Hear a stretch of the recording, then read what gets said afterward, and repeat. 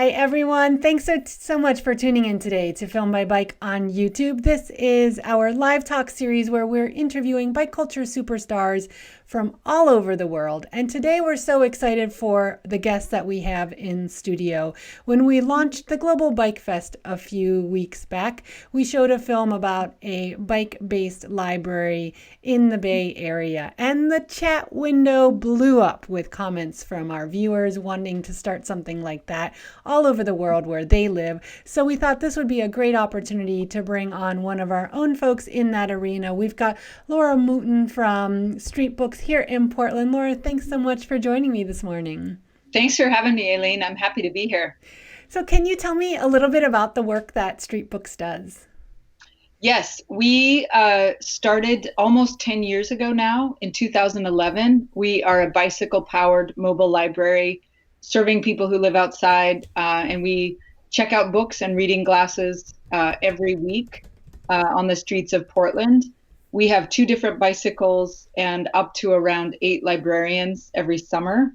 Our summer shifts are June through October, and then we kind of switch the model when we get rained out and do some more indoor work and some limited outside work. And so we operate year round. Yeah, that's kind of what we do. And how did you originally come up with the concept to do something like this that is bike based? You know, I was interested. I lived in Taiwan for 2 different years. And my husband and I lived there the last year. We moved to Portland and didn't have a car and began to soak up the bike culture.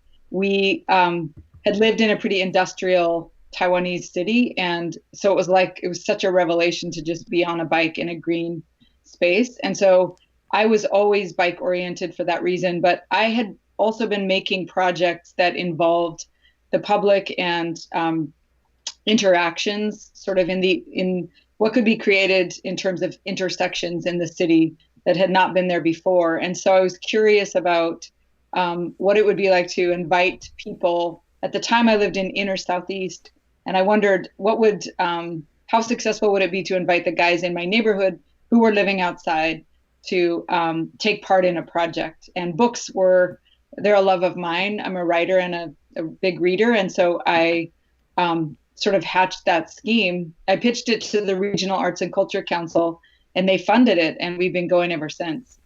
Wow, that's really incredible. So what would you say has been the most surprising aspect of this entire project? Oh man, I think, one early surprise I had was after I pitched that idea and it was funded and I realized I needed to go ahead and do it, launch it. I was afraid that it was a bit of an assumption I was making that would be something people were interested in, who were living outdoors and who were facing these other challenges. And I think what I found was, of course, they were interested in friendly conversation and someone knowing their name and knowing what they like to read and bringing a book that they had requested the week before. That was a pretty powerful thing. And so that was an early surprise that I think should not have surprised me, but, did. Yeah, and one of the things I found interesting is I read that you originally assumed that maybe if people didn't return the books, that was fine. They were probably had other challenges that were more important to be focused on in their lives, or perhaps they were passing the book on to somebody else. But it sounds like you guys have had a really good response to people either returning the books or going out of their way to let you know when they can't return the book why that happened, and that they actually care about you guys and reconnecting with you over the borrowed book, whether or not they're able to get it back to you. That's right. That's definitely right. I think among our regular patrons, to the people that we see week to week, they are very conscientious about getting books back to us. And the exceptions we've had are people that we see one time only as they pass through the city. I had a kid try to turn down a book one day because he said, I'm hopping a train tonight. I don't know when I'll be back through. And it was a copy of On the Road by Jack Kerouac. And I just said, dude, you have to take this book, please, and just pass it on. But I just think it's so interesting that I think people, when they're asked to be accountable to part of a community, they are, whenever they're, to the extent they're able to, they definitely are. And that's what we found for sure. What would you say has been the most rewarding aspect of the work that Street Books does? Well, I think that the most rewarding part has been really exposed and laid bare in the midst of this pandemic, and it's how analog we are at Street Books, how much we rely on being able to stand on a corner and gather people together and ask about them, hug in greeting, and talk about books. And I think that there are so many things I feel like I took for granted before this pandemic arrived. And one of them was the ease with which I could greet patrons and people on the street. And that's something we sorely miss. And so I think a very rewarding part is building a community from the street out, and making connections and seeing people week to week. And I would say that our usual operations right now would be every other week outdoors and with our Outposts program, which is in our sister organizations, Street Roots, Sisters of the Road, and other places located downtown. The Workers Center on MLK, the Spanish-speaking shift that we do. And because we've had to suspend that, we've had to be creative with routing our books through outreach workers who are already visiting encampments and who are doing work under other auspices and are willing to take books in glasses. So we haven't been able to dispatch our own librarians right now, but we have been able to continue routing books and reading glasses for now. And where do your books come from? Man, Portland is a very literary city, so all over. But we also have people that mail us books to our post office box. We have had a partnership with Powell's so that we could get a discount on books that we buy from them. And also just independent bookstores. Right now, Annie Bloom's bookstore is offering a discount for anyone who buys a book from our wish list, and then we're able to get those books. And so it's pretty cool how many independent bookstores, Broadway Books as well, on Broadway, that have stepped to and helped us over the years. That's great. And it's also not surprising. I remember once hearing a statistic. I don't know if this is true. I want to believe it's true, but that the Multnomah County Library is one of the busiest in the United States, so much so that if all the books were to be returned, or even a significant portion of them were to be returned, of the checked out books, that there'd be no room for them all, because the Portlanders are such avid readers. And I love that. And I like to think that that spirit of Portland has been one of the reasons that your organization has been able to flourish the way that it has over the years. Yeah, I would say too, I love the Multnomah County system, and I have really taken advantage of that raising my own kids over the years. And I feel like that the county library has also done its share of heavy lifting with the folks in Portland who do not have shelter. And that's what I think about a lot during this pandemic is the number of public spaces that have closed that used to be a resource for people who maybe have a tent downtown and used the library as a place to go and sit for a few hours to read the newspaper and to do a crossword and just to kind of pass the time. And so community centers, libraries, all the places that used to be sort of a refuge are gone. And I think people are more outside and more exposed than ever. It's sort of their outsiderness amplified now. And that, so I like that you brought up the Multnomah County system, because it's such an impressive system. Yeah, it really is. Have you seen that there are some books that are more popular than others? Are there any common, you mentioned On the Road earlier. I can see that being a really popular book amongst the population that you're working with. But are there any titles that stand out that have resonated with the folks that you work with? It's funny. It's a hugely diverse group of people, and so it's a hugely diverse bunch of requests week to week. But some of the common denominators are definitely Westerns. Louis L'Amour is popular. Stephen King, James Patterson, some of the mass market popular fiction. But we also have people that like very specific stuff, like history, and some more nonfiction, self-help books, things like that. there is one of our librarians, Ben Hodgson, loves to tell the story of something that happened this past summer where a guy, he called me and said, "You're going to love this." A guy turned down a copy of Nietzsche, the philosopher, not because he didn't want to read Nietzsche, but because he didn't like the translation that we had. Oh my So gosh. it blew Ben's mind, and he came straight home to call me and say, "Okay, we're doing good work, because here, get a load of this." So it's really interesting. I think we tend to think, well, we've been out here 10 years. We kind of know the lay of the land. There won't be that much that surprises us, but that is just not true. There's always a good reminder or a good, surprise to sort of rejigger our operations. So, folks, we're talking with Laura from Street Books today. They are a nonprofit organization here in Portland, Oregon, that helps provide books to people who are living outside. And they do that all with a bike-based library. So, Laura, tell us a little bit about that bike setup you have and how you carry all those books by bike. Yeah, well, my original model was an old Haley trike that I found on Craigslist, and my brother James helped me build that out. He added a little pull-out drawer with a kickstand underneath, and that was the original prototype. And I used that. I found that the importance of the pull-out drawer was that it created a bigger display, and people could walk by and kind of scope it without having to commit and come right to me and look over into a box. And so they had a little bit of space to kind of get a sense of what the project was. We also have a beautiful second bike that's a cargo bicycle that was donated by Barb and Joel from Splendid Cycles. And that was a very cool gift, a real boon to us. And I would say that's a little bit different handling and different style because it's a cargo bike, but both bikes carry, I would say, up to 50 books. We typically take out about 40 to 50 books. And we have a system where we sort of can pile extra bags. Once in a while, somebody will come and give us a bag of books on the library shift as a donation. And so over the years, we've done some very creative juggling and,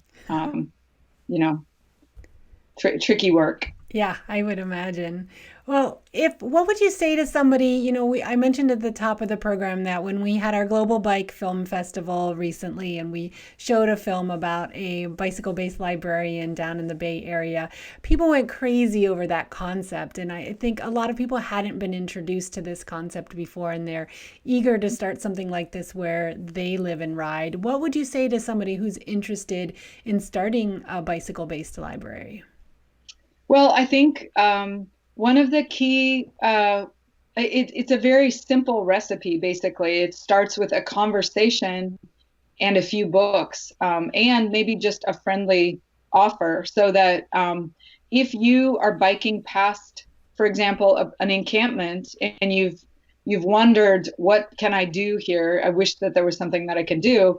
A good way to start might be just saying hello, and if you get a sense that someone feels like having a conversation or is in a place where they can, asking if they could use any books. It's like the most simple conversation, and it feels difficult, but I think that that's a great way to start. And I think when you build a small idea, people will come. That starts to sound like I'm quoting the Kevin Costner Field of Dreams.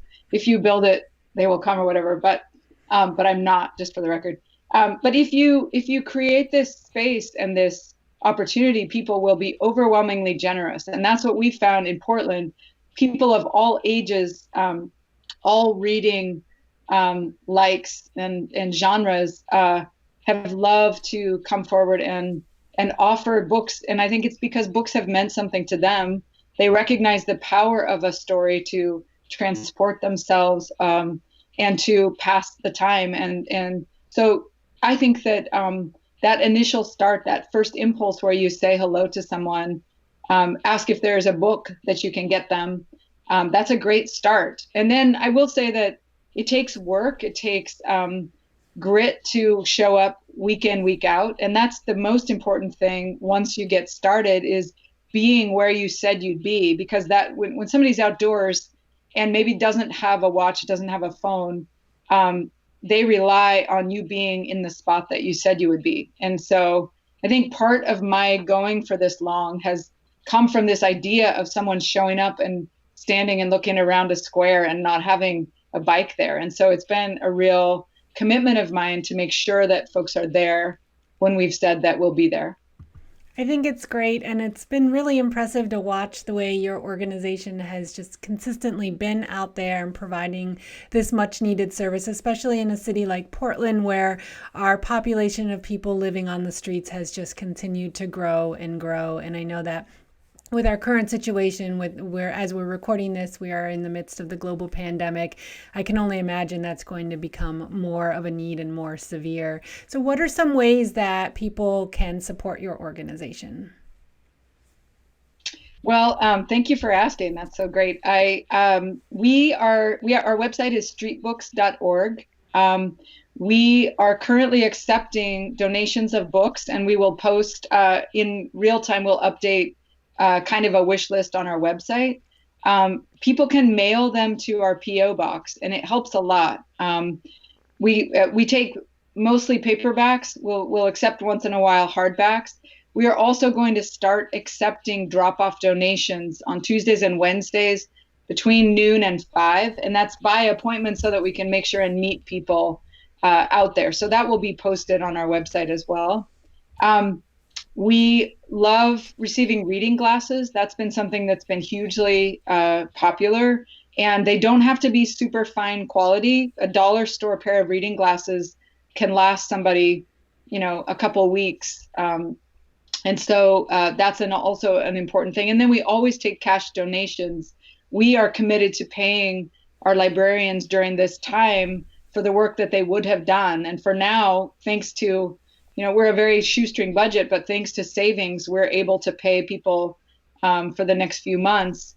And then we have to look again at what we need to do going forward and adjust based on what we're hearing in terms of governor recommendations and that sort of thing.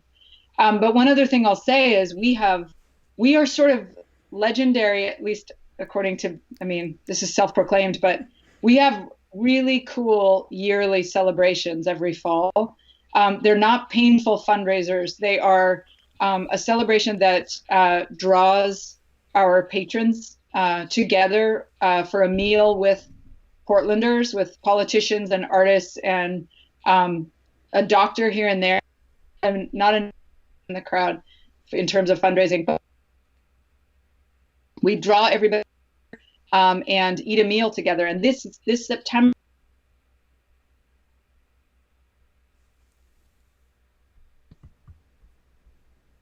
Eco Trust, Irving Street space there in Northwest Portland.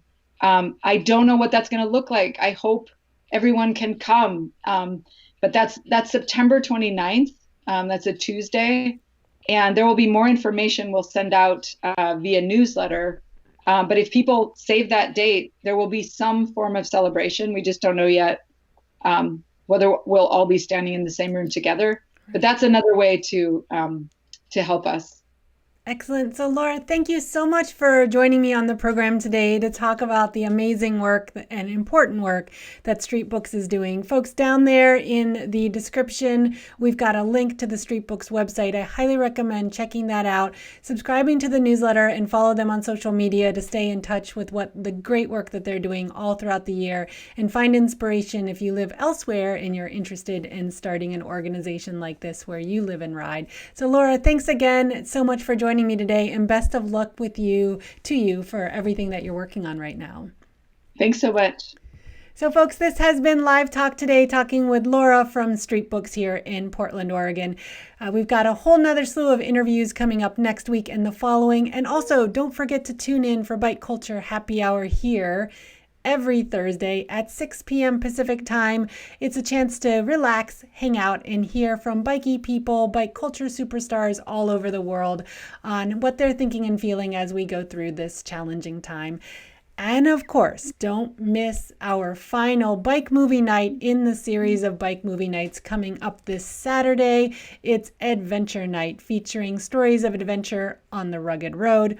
And if we're able to meet our goal for this Bike Movie Night series, we will unlock access to a fourth event absolutely free to the world, Bike Movies for All. Check out filmbybike.org for more information on Bike Movie Night coming up this Saturday at 5 p.m. Pacific Time. Thanks so much for tuning in, everyone, and we look forward to talking with you again soon.